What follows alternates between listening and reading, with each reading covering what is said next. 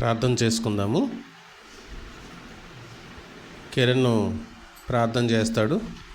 తర్వాత నారాయణ గారును బున్ని పాటలు పాడడానికి వస్తారు.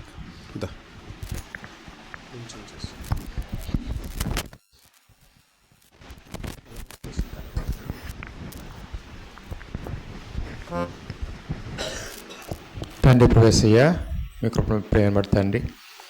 ఇదేమిలో మరో సమయాన్ని మీ సహవాసం కలవటానికి ఇచ్చిన ఆధిక్యత పెట్టవదనాలు తండ్రి. దేవా, మన తాడేపల్లిగూడ నుంచి మీకే పెళ్ళి తీసుకొచ్చినందుకు వందనాలు.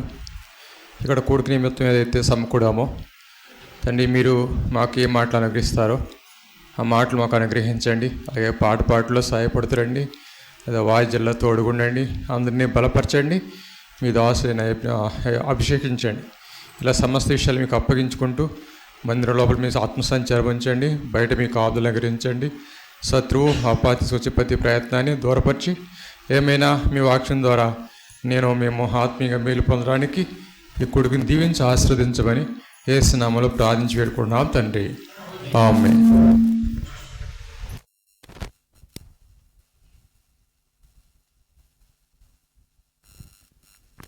పాట పాడుకుందాము.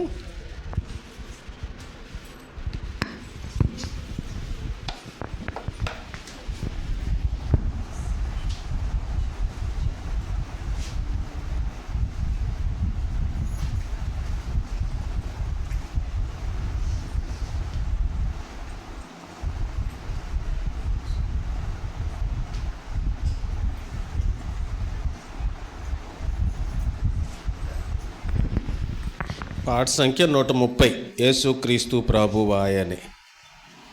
పాట సంఖ్య 130, పాత పాటల పుస్తకంలో 128. 130, 128.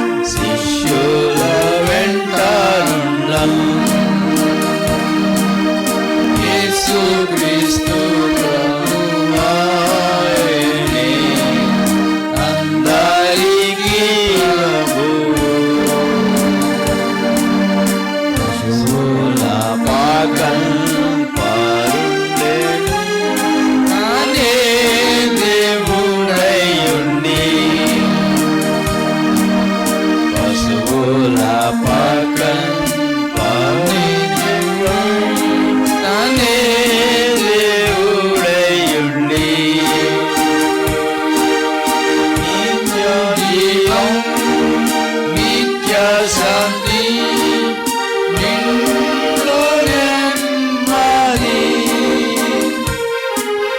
నిత్య జీవం నిత్య శాంతి నిండు నెమ్మది నిత్యుండేసు మనకు నివా మృత్యువున్ గెల్చెను నిత్యుండేసు మనకు నివా మృత్యువున్ గెల్చెను యేసు క్రీస్తు ప్రభువాయనే అందరికీ ప్రభువు పశువుల పాకం పారుండెను తానే దేవుడయుండి పశువుల పాకం పారుండెను తానే దేవుడయుండి వీటిన్ గొలుపు అలలు పైకి లేచినంతనే వీటిన్ గొలుపు అలలు పైకి లేచినంతనే వీటిన్ విడచి యేసు వైపు చూడు నెమ్మదించు వీటిన్ విడచి యేసు వైపు చూడు నెమ్మదించు యేసు క్రీస్తు ప్రభువాయనే అందరికీ ప్రభువు పశువుల పాకం పారుండెను తానే దేవుడయుండి పశువుల పాకం పారుండెను తానే దేవుడయుండి మరణమేలు లోయాలందు సంచరించెను మరణమేలు లోయాలందు సంచరించెను కరుణాములు కలిగినాను క్రీస్తు మీ చెంతనుండు కరుణాములు కలిగినాను క్రీస్తు మీ చెంతనుండు యేసు క్రీస్తు ప్రభువాయనే అందరికీ ప్రభువు పశువుల పాకం పారుండెను తానే దేవుడయుండి పశువుల పాకం పారుండెను తానే దేవుడయుండి మన జీవము క్రీస్తే గదా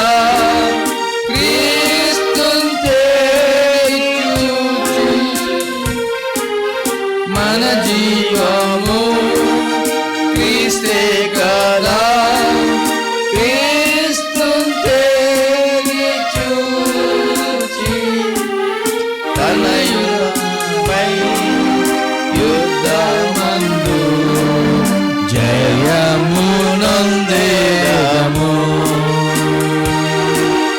తనయులపై యుద్ధమందు జయమునందేదము యేసు క్రీస్తు ప్రభువా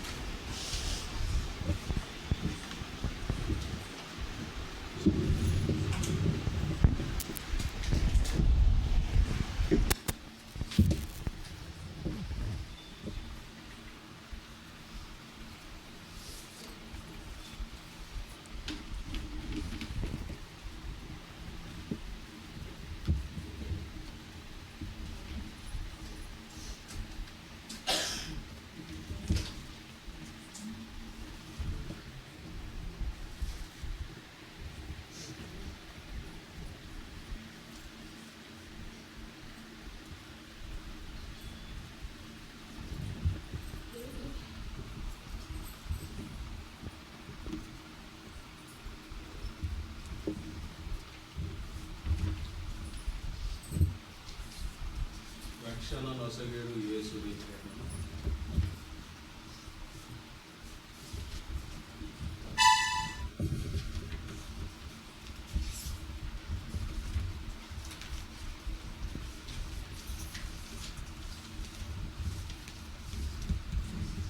మూడు వందల యాభై ఎనిమిది పాత సంఖ్య 358 కొత్త పాటల పుస్తకంలో. పాత పాటల పుస్తకంలో 350 ఒకటో చరణం, మూడో చరణం, 5, 6 చరణం. ఒకటో చరణం, మూడో చరణం, 5, 6 చరణం.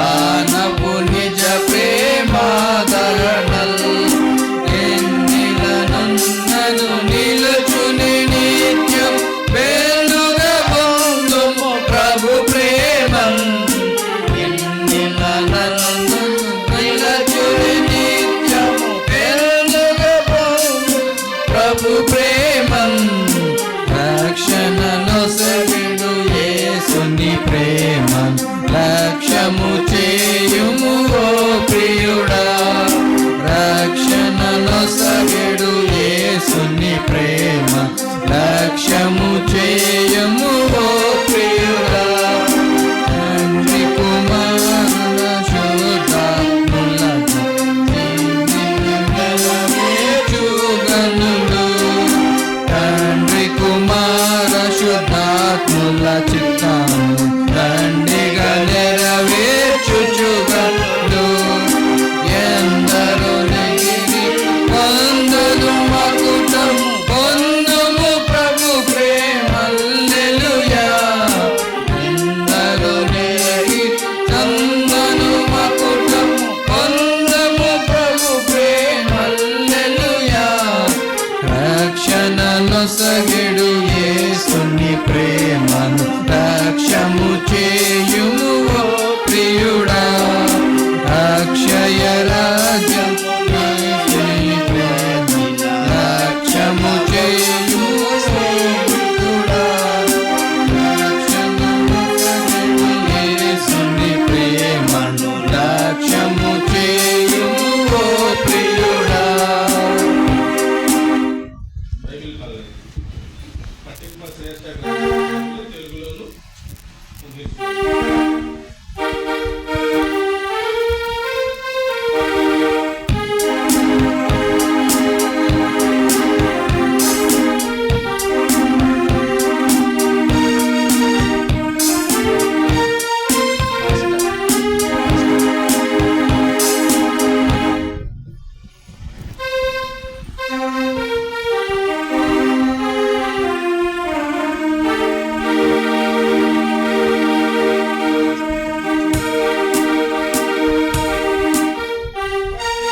శ్రేష్ఠ గ్రంథము బైబిల్ పఠింప శ్రేష్ఠ గ్రంథము బైబిల్ అనుదినము పఠించిన ప్రేమతోడ నడుపును ఓ పఠింప శ్రేష్ఠ గ్రంథము Bible. The best book to read is the Bible. The best book to read is the Bible. If you read it every day, it will help you all the way. Oh, the best book to read is the Bible. दुनिया में सबसे प्यारे पुस्तक Bible. दुनिया में सबसे प्यारे पुस्तक बाइबल. पढ़े जो उसका रोज बरोज सामने करता कोई ना हो. ओ दुनिया में सबसे प्यारे पुस्तक बाइबल.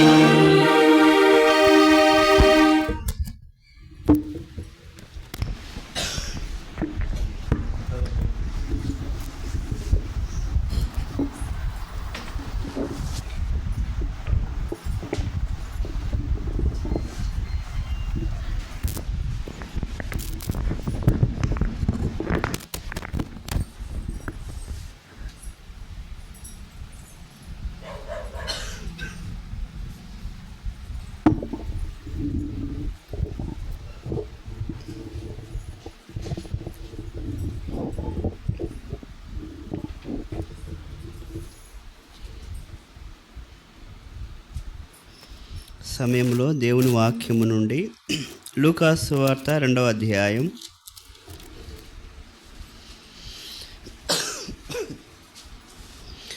లూకాసు సువార్త 2వ అధ్యాయం 10వ వచనం మనం కలిసి చదువుదాం. లూకాసు సువార్త 2వ అధ్యాయం 10వ వచనం మనము కలిసి చదువుదాం.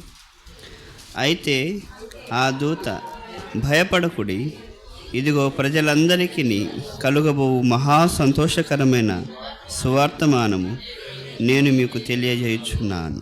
దేవుని సహాయం కొరకై ప్రార్థన చేస్తాం.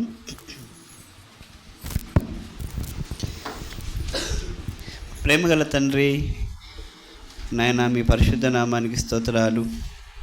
ఇంతవరకు దేవ మరి పాటల్లో సహాయపడినారు. వాక్యం కొరకై మమ్మల్ని సిద్ధపరచుము. మేము చదువుకున్న ఈ లేఖన భాగము మా కొరకై దీవించుము. రక్షణ కార్యం జరిగించుము. నాయన పడిపోయిన వారిని లేవనెత్తండి. సమస్తమును మేలు కొరకై జ్ఞాపకం చేసుకోమని ప్రార్థిస్తున్నాను.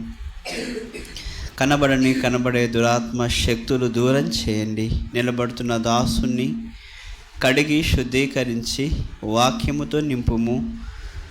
నాయన గొంతును కూడా ముట్టి స్వస్థపరచమని ప్రార్థిస్తున్నాను. మీ సన్నిధిని మేము అనుభవించుటకు సహాయం చేయమని మీకే వందనాలు స్తోత్రాలు చెల్లిస్తూ మైకు సమస్తముని మీ స్వాధీనంలో ఉంచుకోమని యేసుక్రీస్తు ప్రభువారి పరిశుద్ధ నామమున స్తుతించి ప్రార్థిస్తున్నాము తండ్రి, ఆమెన్.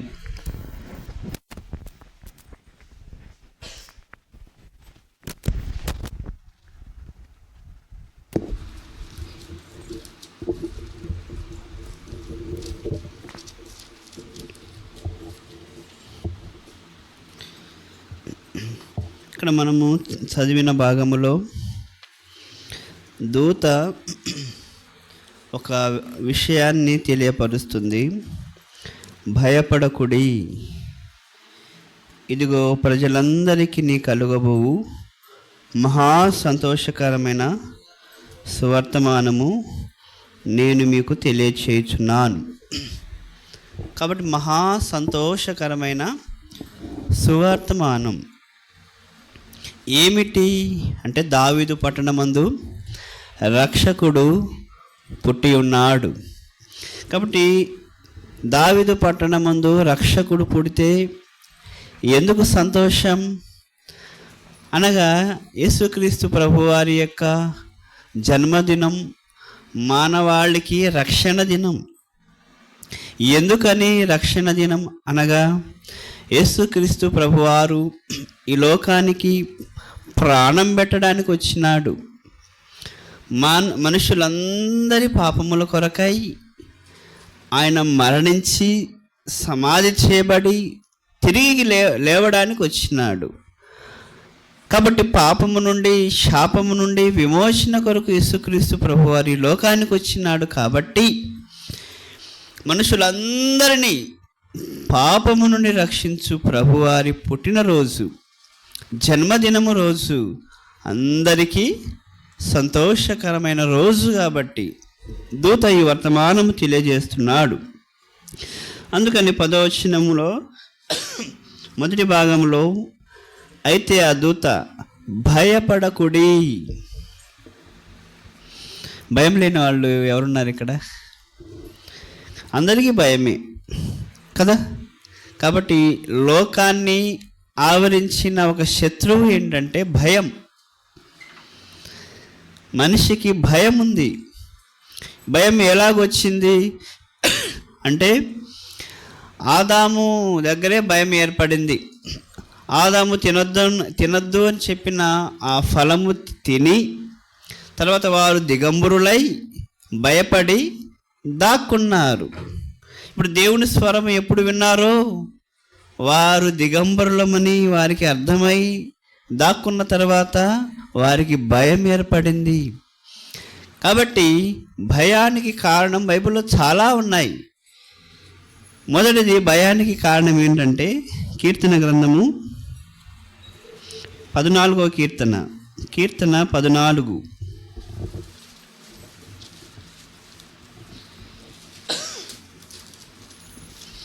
14వ కీర్తన 4వ వచనం, యెహోవాకు ప్రార్థన చేయక ఆహారం మింగునట్లు నా ప్రజలను మృంగుచు, పాపము చేయవారందరికీ తెలివి లేదా?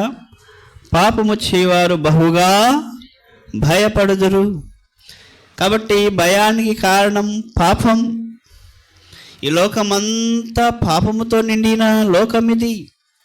మనుషులలో పాపము నిండి ఉన్నది. పాపము 2 రకాలు. ఒకటి జన్మ పాపం. మనిషి ఎలాంటి పాపి చెప్పండి? జన్మముతోనే పాపి. రెండవది కర్మ పాపి, అనగా మనిషి చేసే ప్రతి క్రియలలో పాపం ఉంది. మాటల్లో పాపం, చూపుల్లో పాపం, క్రియల్లో పాపం, నడకల్లో పాపం. ఇంకా మన భాషలో చెప్పాలంటే చూపుల్లో పాపం అనగా సినిమాలు చూడడం, సీరియల్ చూడడం. మాటల్లో పాపం అనగా బూతి మాటలు మాట్లాడడం, అబద్ధాలు ఆడడం, చాడీలు చెప్పడం కదా. కొంపల్లో చిచ్చులు పెట్టడం, గొడవలు తగాదాలు పెట్టడం పాపం. మన క్రియల్లో పాపం, చేతుల్లో పాపం, లంచాలు తీసుకోవడం, నడకలో పాపం, అపవిత్రమైన చోటుకి వెళ్ళడం, తలంపుల్లో పాపం, చెడ్డ ఆలోచనలు ఆలోచించడం, ఒకరిని హాని చేయాలనే ఆలోచన కలగడం, లేకపోతే అపవిత్రమైన ఆలోచనలు రావడం, ఇవన్నీ కూడా మనిషి నడినెత్తి మొదలుకొని అరికాలు వరకు కూడా ఎక్కడ చూచినా పాపమే. ఎవరు నేర్పారు ఆ పాపం? ఏ స్కూల్లో అయినా నేర్పినారా? ఏ టీచర్ అయినా నేర్పినాడా? ఏవో పాపం అంటే ఇలా ఉంటుందని పిల్లలకి అలాగా ఏబీసీలాగా పాపం ఎక్కడ నేర్పబడలేదు. మరి ఎలా వచ్చింది? బాల్య దినములందే మనిషి యొక్క తలంపులు, బాలుని యొక్క ఆలోచనలు పాపపూరితమైన ఆలోచనలు. మరి ఎలా వచ్చింది పాపపూరితమైన ఆలోచనలు అంటే? మనిషి పుట్టుకతోనే పాపి. ఆ తర్వాత ఎదిగే కొద్దీ, పెరిగే కొద్దీ పాపము ఫలించి ఎక్కువై పాప క్రియలుగా మారింది. ఆ పాపమును బట్టి మనిషిలో భయం ఏర్పడింది. కాబట్టి ఇది పాప భయం. అందుకని పాప భయము నుండి మనిషిని విడిపించడానికి యేసుక్రీస్తు ప్రభు ఈ లోకానికి వచ్చినాడు. ఈ లోకంలో పాపము చేత భయపడుచున్న ప్రతి ఒక్కరి కొరకై వారిని విడిపించుటకు ఆయన సిలువలో ప్రాణం పెట్టినాడు, సమాధి చేయబడ్డాడు, తిరిగి లేచినాడు. ఎవరైతే యేసుక్రీస్తు ప్రభువారి యందు విశ్వాసం ఉంచుతారో, యేసు ప్రభు అని దేవుడని ఒప్పుకొని దేవుడు ఆయనను మృతుల్లో నుండి లేపినని హృదయంలో విశ్వసిస్తారో వారికి రక్షణ. ప్రభువు నామమును బట్టి ప్రార్థన చేయవారందరికీ రక్షణ. యేసు ప్రభు కులానికి దేవుడు కాదు, మతానికి దేవుడు కాదు, ఒక జాతికి దేవుడు కాదు. యేసుక్రీస్తు ప్రభువారు మనుషులందరికీ దేవుడు. ఆయనకి కుల మత భేదము, వర్ణము, ఎలాంటి భేదాలు కూడా ఆయనకి లేవు. ఆయన మంచి దేవుడు, ప్రేమగల దేవుడు, పాపిని ప్రేమించిన దేవుడు. ఆయన సమస్తాన్ని కూడా మంచిగా చూసే దేవుడు, చేసిన దేవుడు. ఆయన శిక్షించే దేవుడు కాదు. ఆయన రక్షకుడు. అందుకని ఆయన పేరు ఆయన పుట్టినప్పుడే ఆయన పేరు ఏం పెట్టబడింది? తన ప్రజలను వారి పాపముల నుండి ఆయనే రక్షించును గనుక. ఆయనకు యేసు, యేసు అనగా రక్షకుడు, పాపము నుండి రక్షించువాడు, నరకము నుండి రక్షించువాడు, మరణము నుండి రక్షించువాడు, శోధన వేదన బాధల నుండి రక్షించువాడు. ఈ రక్షకుడిని స్వీకరిస్తే నీకు రక్షణ, తృణీకరిస్తే నాశనం, నరకం, పాపములో పడిపోయి మరణంలోనికి వెళ్ళిపోయి అగ్నిగుండంలోనికి నేరుగా వెళ్తావు. కాబట్టి రాత్రి యేసుక్రీస్తు ప్రభువునందు విశ్వాసం ఉంచితే రక్షణ, పాపము నుండి, పాప భయము నుండి యేసు ప్రభు రక్షిస్తాడు. భయపడకుడి. కాబట్టి ప్రభు ఈ లోకానికి వచ్చి, యేసుక్రీస్తు ప్రభు వారి ఈ లోకానికి వచ్చిన ఉద్దేశం పాప భయంలో ఉన్న వారిని రక్షించుట కొరకు. కాబట్టి మనిషికి ఏ భయం చెప్పండి? ఏ భయం ఉంది? పాప భయం. మీరు చిన్నపిల్లల్ని చూడండి. చిన్నపిల్లలు ఏదైనా దొంగతనం చేశారనుకోండి, భయపడతాడా లేడా? భయపడతాడు. మనం కూడా ఏదైనా దొంగతనం కానీ అబద్ధాలు కానీ చేసి దొరికిపోతే చెమటలు పడతాయి, మాటలు తడబడతాయి కదా, భయపడతాం. కాబట్టి పాపము మనిషికి భయాన్ని తెచ్చింది. అప్పటి వరకు ఆదాము అవ్వలు ఏదెని వనంలో చాలా ప్రశాంతంగా, ధైర్యంగా దేవునితో మాట్లాడుచు తమ పనులు తాము చేస్తూ ఉన్నారు. ఎప్పుడైతే ఆజ్ఞను అతిక్రమించినారో, దేవుని స్వరం విన్నారో, వారు పాపులుగా చేయబడ్డామని వారికి అర్థమైంది. భయపడ్డారు. పాపము మనిషికి భయాన్ని తెచ్చింది. ఈ భయములో ఉన్న మనిషిని రక్షించుటకు యేసు ప్రభు లోకానికి వచ్చినాడు. కన్యక మరియ గర్భాన ఆయన దేవాతి దేవుడైన ఆ దేవుడే, భూమి ఆకాశమును కలుగజేసిన దేవుడే నరుడుగా, శిశువుగా జానుడు కడుపులో ఆయన ఉద్భవించినాడు. మన కొరకై ఆయన లోకములో జీవించినాడు. కాబట్టి ఆయన వచ్చిన ఉద్దేశం ఏంటి అంటే పాప భయము నుండి మనల్ని రక్షించడానికి వచ్చినాడు. రెండో భయం చూడండి, మనిషికి ఎలాంటి భయమో సామెతలు 1వ అధ్యాయం, సామెతల గ్రంథం 1వ అధ్యాయం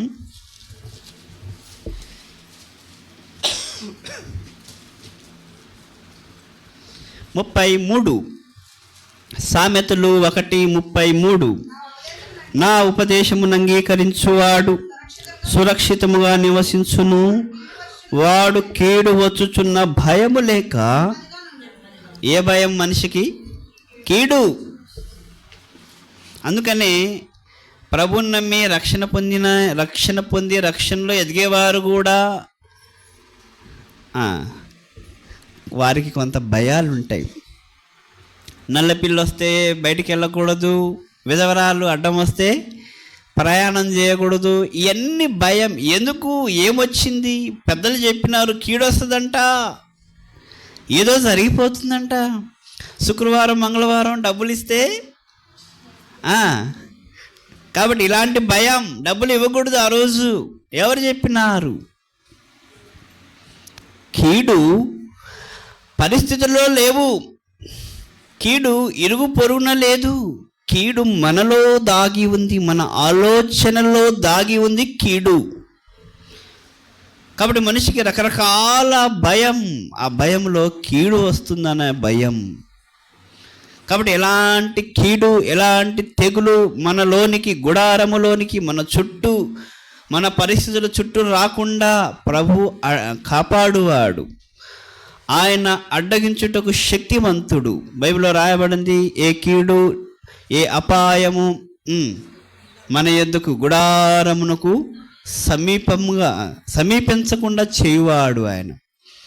కాబట్టి ప్రభు వాక్యమును వినువారు, వాక్యమును చదువువారు, వాక్యాన్ని అంగీకరించువారు కీడు వచ్చునన్న భయము లేక నెమ్మదిగా సురక్షితముగా ఉండును. ప్రభువారు వచ్చిన ఉద్దేశం అదే. కాబట్టి పాపం వలన వచ్చిన కీడు, దోషం, మలినం, ఈ మరకను రక్షించడం, వాటి నుండి రక్షించడానికి, కీడులో ఉన్న మనిషిని రక్షించడానికి, కీడు నుండి రక్షించడానికి లోకానికి వచ్చినాడు. కాబట్టి యేసు ప్రభుని నమ్మిన వారికి ఎటువంటి కీడులు రావు, ఎటువంటి భయాందోళన అవసరము లేదు. ప్రభువారు కీడును జయించినవాడు, కీడును తరిమివేసినవాడు, కీడును ఆయన నశింపచేసిన దేవుడు. తన శిలువ మరణము చేత, తన భూస్థాపన పునరుద్ధానపు యొక్క శక్తి చేత కీడునన్నిటిని కూడా ఆయన నశింపచేసినాడు. కాబట్టి ప్రభు వచ్చిన ఉద్దేశం కీడు అనే భయంతో ఉన్న వారిని రక్షించడానికి వచ్చినాడు. కాబట్టి ఏ కీడు, ఏ తెగులు, ఏ అపాయము మనకి సంభవించదు అనే వాక్యము సత్యం. ఇది రెండవది. కాబట్టి మొదటిది, మనిషికి ఏ భయం ఉంది?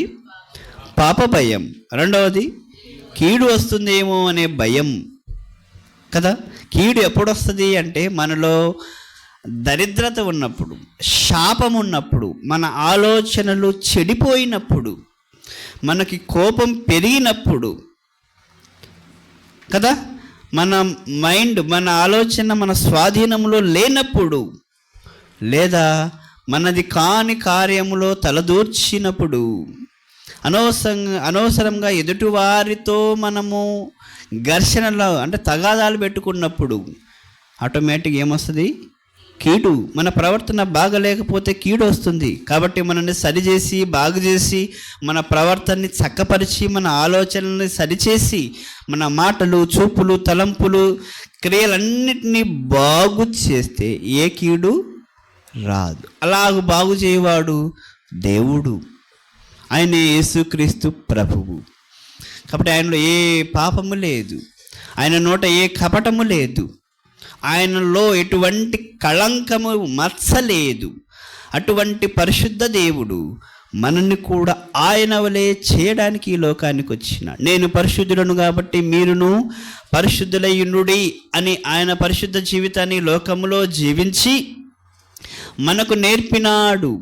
ఆయన పరిపూర్ణుడు కాబట్టి మీరును పరిపూర్ణులయునుడి అని ఆయన పరిపూర్ణతలోనికి వెళ్ళి మనల్ని కూడా పరిపూర్ణులుగా చేయడానికి ఈ లోకానికి వచ్చినాడు. ఆయన కనికరం కలిగిన దేవుడు కాబట్టి ఆయన కనికరము చూపి మీరు కూడా ఇలాగూ కనికరము ఒకరి మీద ఒకరు కనికరపడుడి అని మనల్ని నేర్పడానికి వచ్చినాడు, నేర్పినాడు. కాబట్టి ఇవన్నీ కూడా కీడుకు మనల్ని దూరం చేస్తుంది. ఇది రెండవ అనుభవం. మూడవ అనుభవము మనిషికి ఉన్న భయం. చూడండి, కీర్తన 64.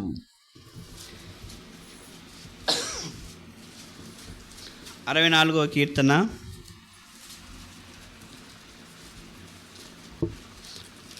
64వ కీర్తన మొదటి వచనం.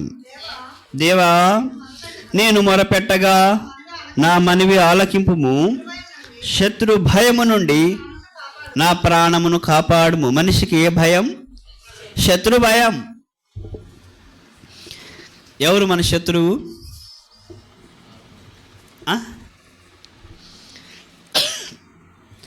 శత్రువు ఎవరు? చాలామంది ఉన్నారు. దగ్గర శత్రువులు ఎవరు? మొదట మనకి అంటి ఉన్న శత్రువు మన శరీరం కదా.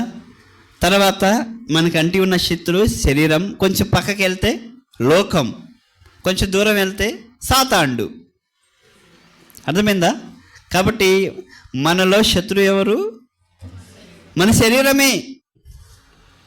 మనల్ని పాపమునకు ఆకర్షింపచేసేది మన శరీరం. దేవుని నుండి దూరంగా చేసే క్రియలు చేసేది మన శరీరమే. బలహీనమైన శరీరం. రోమాపత్రికలో రాయబడింది పాప శరీరం. మొదటిది మన శత్రువు ఎవరు? శరీరం. అయ్యో, ఇట్టి దౌర్భాగ్యమైన మరణము ఈ శరీరానికి ఉంది. కాబట్టి మొదట మన శత్రువు శరీరం. రెండో మన శత్రువు ఎవరు? లోకం. లోకములో ఉన్నదంతయు శరీరాశ, నేత్రాశ, జీవపు డంబం.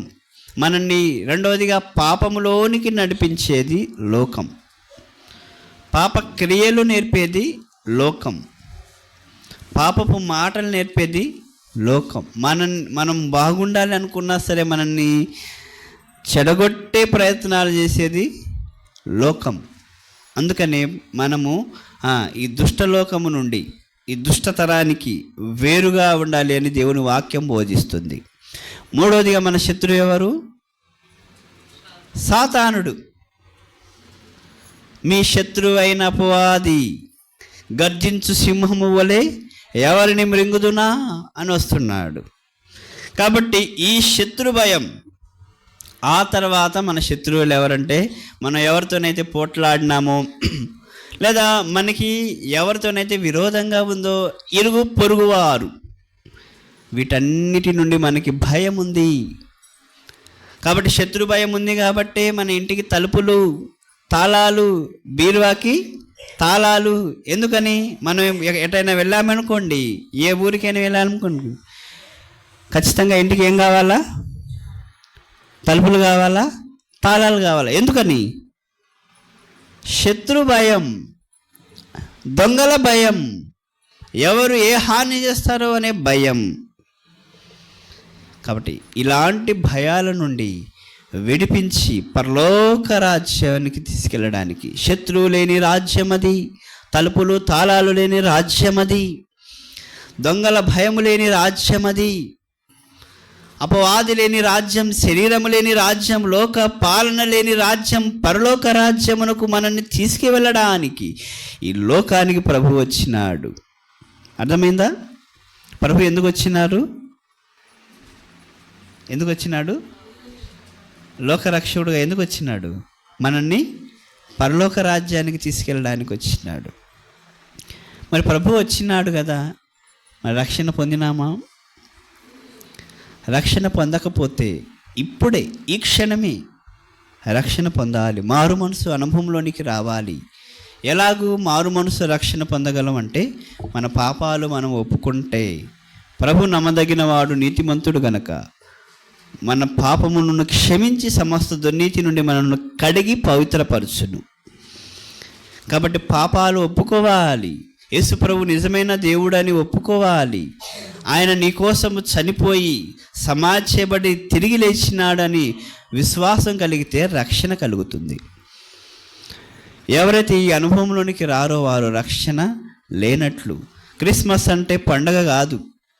క్రిస్మస్ అంటే కొత్త వంటకాలు, కొత్త భోజనాలు, కొత్త బట్టలు, లేకపోతే వగేరా వగేరా ఆచారాలు కానే కాదు. క్రిస్మస్ అంటే ఇది ఆత్మ సంబంధమైన పండగ. క్రీస్తు మన వాళ్ళ పాపముల నిమిత్తమై పరిహారం చెల్లించుట కొరకు, ప్రాణత్యాగం చేయుట కొరకు తన శరీరాన్ని బలి ఆగమర్పించుటకై వచ్చిన పండగ క్రిస్మస్.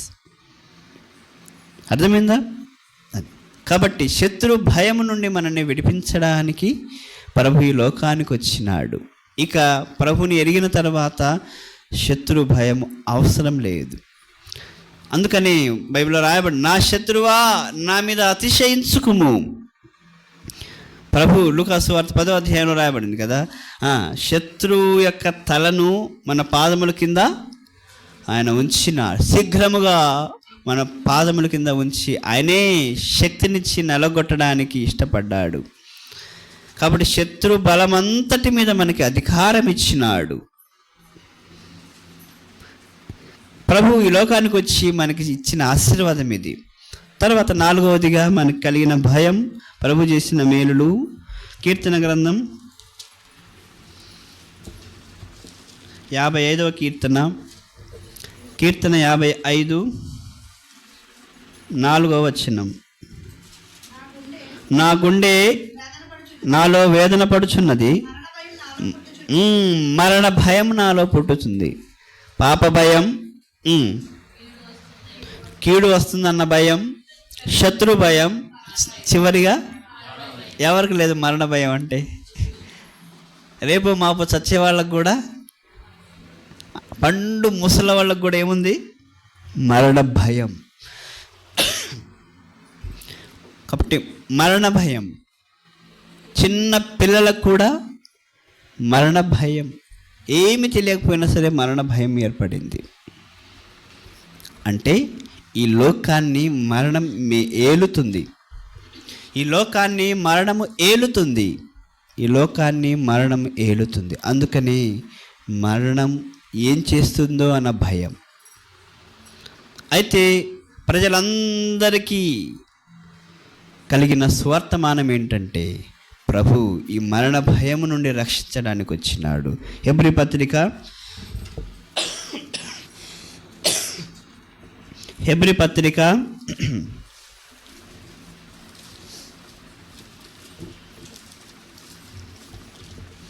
2వ అధ్యాయం 14-15 వచనాలు. హెబ్రీ పత్రిక 2:14-15.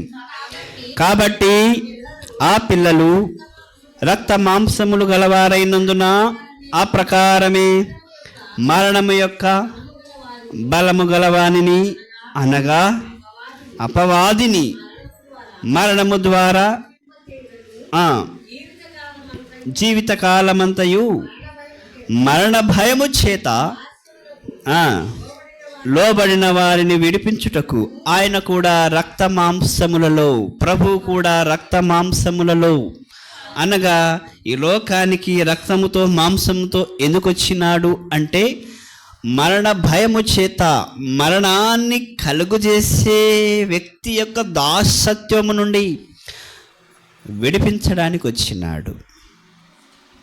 యేసు ప్రభుని రక్షకుడుగా ఎరిగి హృదయంలో ఆయన్ని దేవుడుగా చేర్చుకొని ఆయన కొరకే జీవించే వారికి మరణ భయము ఇక లేదు. ఇక మరణము వారిని ఏలదు. వారికి పాప భయము ఉండదు, కీడు వస్తుందన్న భయం ఉండదు, శత్రు భయము లేదు. మరణం అంటే వారికి భయము లేదు. వారికి నిరీక్షణ ఏమిటి అంటే, ఈ లోకంలో కళ్ళు మూస్తే నేను పరలోకంలో కళ్ళు తెరుస్తాను, నేను ప్రభువుతో కూడా యుగయుగములు సజీవునిగా ఆయన వలె మార్చబడి ఆయనతో కూడా ఉంటాను. ఈ నిరీక్షణ మనకి కలుగుతుంది. ఈ రాత్రి ఈ నిరీక్షణ నీకుందా? శుభప్రదమైన నిరీక్షణ నీకుందా? యేసు ప్రభు వారు వచ్చినారు, వాస్తవం. ఆయన శిలువలో వేలాడబడి నా దేవా నా దేవా నన్నేలా చేయి విడిచిదివని కేక వేసి, తండ్రి వీరేమి చేయుచున్నారో వీరు ఎరగరు కనుక వీరిని క్షమించు అని క్షమాపణ కోరి చనిపోయి సమాధి చేయబడి తిరిగి లేచినాడు. ఆయన కార్యం సమాప్తి చేసినాడు. మన కొరకై రక్షణ సిద్ధపరిచినాడు. రక్షణ పొందినావా? రక్షించబడి ఆయన కొరకై ఎదురు చూస్తున్నావా? ఆయన రాజ్యం కొరకై. ఇప్పుడు మన కొరకై ముందుంచబడిన కార్యం ఏంటంటే ఆయన రాకడ కొరకై మనము సిద్ధపాటు కలిగి ఉండుట, ఆయన రాకడ కొరకై మనము ఎదురు చూచుట. ఈ క్రిస్మస్ అయిపోయింది, ప్రభు వచ్చినాడు. మన కొరకై ఆయన చేయవలసిన ప్రాణత్యాగం, మన పాప పరిహారము నిమిత్తమై ఆయన సమస్తమును సమాప్తి చేసినాడు. మనం ఏం చేయాలా? రక్షింపబడి మారు మనసు పొంది బాప్తిస్మ అనుభవంలోనికి వచ్చి ఆయన రాకడ కొరకై ఎదురు చూడాల. అలాగున్నామా మరి? అది క్రిస్మస్ యొక్క నిజమైన ఉద్దేశం. ఇంకా రక్షణ పొందకపోతే యేసు ప్రభుని నమ్ముకో, మందిరానికి రా, బైబిల్ తీసుకో, బైబిల్ చదువు, బైబిల్లో ఉన్న వాక్యాలు విను, పాపాన్ని విడిచిపెట్టు. ఏ పాపములో ఉన్నా సరే, తెలిసిన పాపం, తెలియని పాపం, మంచి పాపము, చెడ్డ పాపాలు చాలా ఉన్నాయి. అంటే మంచి పాపం అంటే ఏంటి? చిన్న చిన్న పాపాలు, దొంగతనాలు, అబద్ధాలు, చెడ్డ ముచ్చట్లు, సులువుగా చిక్కులు పెట్టు పాపాలు. అంటే ఇవి మరణము కాని పాపాలు. మరణమయ్యే పాపాలు ఉన్నాయి. విగ్రహారాధన, దొంగతనాలు, వ్యభిచారము, మాంత్రికులు, నరహత్య, ఇవన్నీ మరణానికి సంభవించే పాపాలు. అవి ఏవైనా సరే ఈ రాత్రి విడిచిపెట్టు. ప్రభు యొద్దకు రా, ప్రభుని రక్షకుడిగా స్వీకరించు. సమస్త పాపము నుండి మనల్ని పవిత్రపరుస్తాడు. ఆయన రక్తం చేత కడుగుతాడు, క్షమిస్తాడు. అప్పుడు నిజమైన క్రిస్మస్ ఈ క్షణమే కలుగుతుంది. కాబట్టి ప్రభువైన యేసునందు విశ్వాసం ఉంచండి, యేసు ప్రభువునందు విశ్వాసం ఉంచండి. ఆయన మందిరానికి రండి, ఆయన కొరకై జీవించండి. ఆయన రాకడ కొరకై ఎదురు చూచే బిడ్డలుగా ప్రభు మనల్ని సిద్ధపరుస్తున్నాడు. బైబిల్లో రాయబడింది, ఇదిగో నేను త్వరగా వస్తున్నాను. ఇప్పుడు ఆయన క్రిస్మస్ దగ్గర లేడు. క్రిస్మస్ అంటే ఏం జ్ఞాపకం చేస్తుంది? ఉయ్యాల జ్ఞాపకం చేస్తుంది. పుట్టుక అంటే ఉయ్యాల తెలుసు కదా, చిన్నపిల్లలు ఏం చేస్తారు? ఉయ్యాల్లో వేస్తారు. ఇప్పుడు ఆయన ఉయ్యాల దగ్గర లేడు. సిలువ అంటే కల్వరి, కొండ దగ్గర లేడు ఆయన. భూస్థాపన, సమాధి దగ్గర లేడు. తర్వాత తిరిగి లేచుట, అక్కడ కూడా లేడు. ఆయన ఒలీవల కొండ దగ్గర ఆరోహణుడైనాడు. యేసు ప్రభు చెప్పిన మాట ఏంటంటే, నేను ఏ రీతిగా వెళ్తున్నానో తిరిగి అదే రీతిగా వస్తున్నాను. ఎక్కడ రానై ఉన్నాడు? ఒలీవల కొండ ఎద్దుకు రానై ఉంటున్నాడు. ఇప్పుడు మనం ఎక్కడ ఉండాలా? ఉయ్యాల దగ్గర ఉండాలా? కొండ దగ్గర ఉండాలా? సమాధి దగ్గర ఉండాలా? లేకపోతే ఒలీవ కొండ దగ్గర ఉండాలా? గొల్గొతా కొండ దగ్గర కాదు, ఒలీవ కొండ. ఈ ఒలీవ కొండ అనేది రాకడ అనుభవాలు, ప్రార్థన, వాక్యం, పవిత్రపరచుకోవడం, మనని మనం సరి చేసుకోవడం, సిద్ధపాటు కలిగి ఉండడం, విశ్వాసంలో ఎదగడం, విశ్వాసం లేకపోతే పరీక్షించుకోవడం, మందిరానికి రావడం, ఇవన్నీ రాకడ కొరకై సిద్ధపాటు కలిగే అనుభవాలు. కాబట్టి ఇంకా క్రిస్మస్ దగ్గరే ఉంటే, పశువుల పాక దగ్గరే ఉంటే, తొట్టి దగ్గరే ఉంటే ఆయన రాకడ కొరకై ఎదురు చూడలేవు, ఆయన్ని ఎదుర్కోలేము. లేకపోతే సిలువ కొండ దగ్గరే ఉంటే, గొల్గొతా కొండ దగ్గరే ఉంటే ఆయన రాకడ కొరకై ఎదురు చూడలేవు. సమాధి దగ్గరే ఉంటే ఆయన రాకడ కొరకై ఎదురు చూడలేవు. ఎక్కడ ఉండాలా? ఒలీవ కొండ దగ్గర ఉండాలి. మరి ఒలీవ కొండ దగ్గర ఉండాలంటే ఏం చేయాలా? రక్షణ పొంది, పాపాన్ని విడిచిపెట్టి, మారు మనసు కలిగి, దేవుని వాక్యాన్ని వింటూ, చదువుతూ, మందిరాన్ని క్రమం తప్పకుండా వస్తూ మనని మనం సరి చేసుకుంటూ ఆయన రాకడ కొరకై ఎదురు చూడాలి. అలాగూ ప్రభు సహాయం చేయనుగాక. చేసుకుందాము. అది ఆర్జిసేయండి.